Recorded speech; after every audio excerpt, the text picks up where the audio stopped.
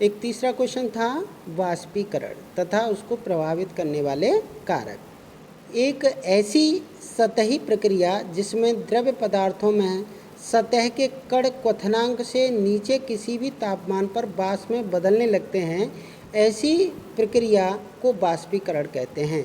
सतह पर उपस्थित कणों में उच्च गतिज ऊर्जा के कारण वे अन्य कणों के आकर्षण बल से मुक्त हो जाते हैं और इसी कारण वे वाष्प में बदल जाते हैं।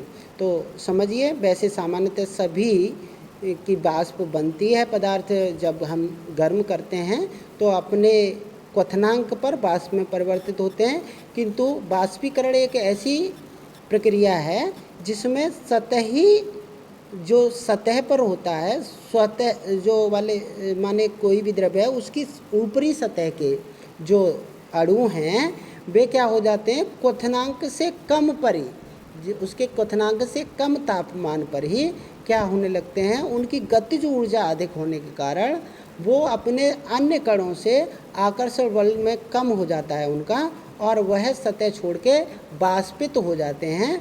क्यों? गतिज ऊर्जा के, उच्च गतिज ऊर्जा के कारण ऐसा उनके अंदर होता है।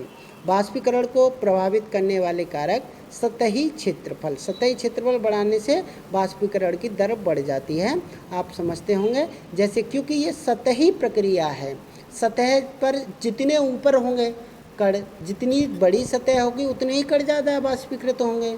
आप इसको ऐसे भी समझ सकते हैं, मान लीजिए एक गिलास पानी था, आपने एक गिलास पानी को कुछ समय तक ऐसे ही रहने दिया, मान लीजिए पूरी रात भी अगर रखे रहने देंगे तो उसमें से बहुत थोड़े कण जो है वाष्पीकृत होंगे।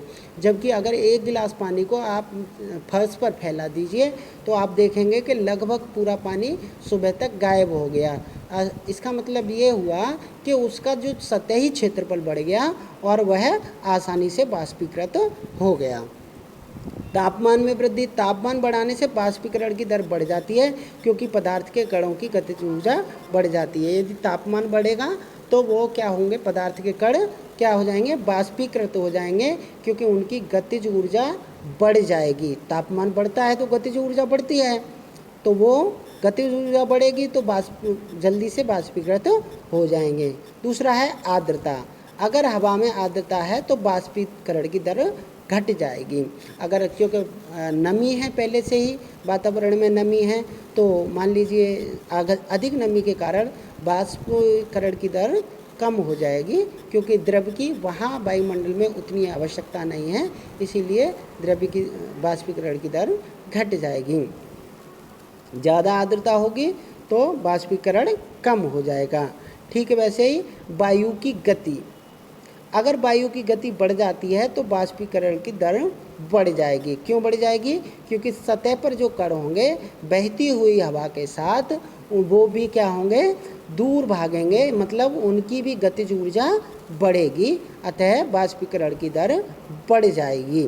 वाष्पीकरण से शीतलता होती है। क्यों होती है? वाष्पीकरण प्रक्रिया के दौरान लुप्त हुई ऊर्जा को पुनः प्राप्त करने के लिए द्रव्य के कण अपने आसपास के वातावरण से ऊर्जा अवशोषित कर लेते हैं। इस अवशोषण के कारण वातावरण शीतल हो जाता है। उदाहरण के लिए अगर हम हाथ पर एसीटोन डालते हैं तो एसीटोन हमारे हाथ से ऊष्मा लेकर वाष्प में परिवर्तित हो जाती है और इसी कारण हमें हाथ पर शीतलता महसूस होती है। समझ रहे होंगे क्या होगा, हमारे पास से वो जो है ऊष्मा ले रही है और अपनी गतिज ऊर्जा बढ़ा रही है और तब वाष्पीकृत हो रही है। तो हमारे पास से अगर ऊष्मा जा रही है तो हमको ठंडा महसूस होगा, शीतलता महसूस होगी। इसीलिए क्या होता है, गर्मी में हमें सूती कपड़े पहनने चाहिए, क्योंकि गर्मियों में पसीना अधिक आता है। सूती कपड़े पानी से के अच्छे अवशोषक होने के कारण पसीना अवशोषित करके वायुमंडल में आसानी से वाष्पीकृत कर देते हैं। जो पसीना आएगा उसको अवशोषित कर लेंगे सूती कपड़े, और फिर क्या होगा, जो कपड़ों के पास गर्मी आई है उस गर्मी को लेकर कण वाष्पीकृत हो जाएंगे, तो हमको शीतलता महसूस होगी।